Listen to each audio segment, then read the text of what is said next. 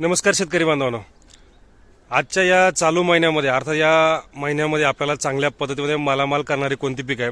कारण मागील महिन्यामध्ये आपण किंवा मागील अख्खं वर्ष जे पाहतोय आपल्याला पूर्णपणे बिकट गेलेलं आहे. शेतकरी राजाला पूर्णपणे कुठल्याही पद्धतीमध्ये मालाचे बाजारभाव बघायला नाही मिळाले.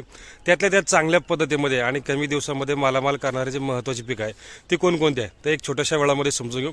त्यासाठी पहिलं काम असेल आपल्या चॅनलला फॉलो करा, त्याचबरोबर व्हिडिओला लाईक करा, शेअर करा, आपल्या शेतकरी बांधवाला पाठवा.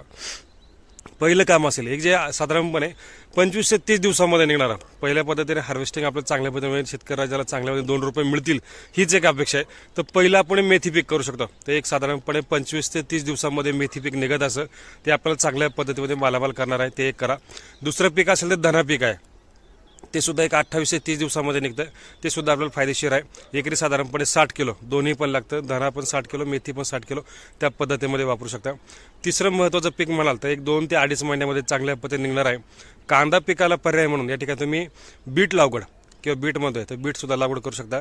चांगल्या पद्धतीने मार्केटमध्ये बियाणं अवेलेबल आहे, त्यातल्या त्यात गोल्डन सीडचं जे लालिम आहे चांगल्या पद्धतीमध्ये क्वालिटी आहे, माल सुद्धा चांगला निघतोय, वजन चांगलं निघतंय, उत्पादन सुद्धा चांगलं आहे. तर त्या ठिकाणी गोल्डन सीडचं जे लालिम आहे ते वापरू शकता.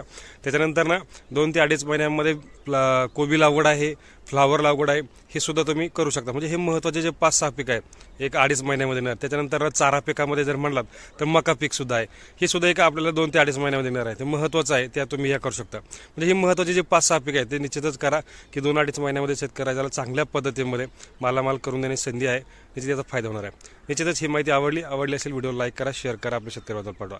धन्यवाद.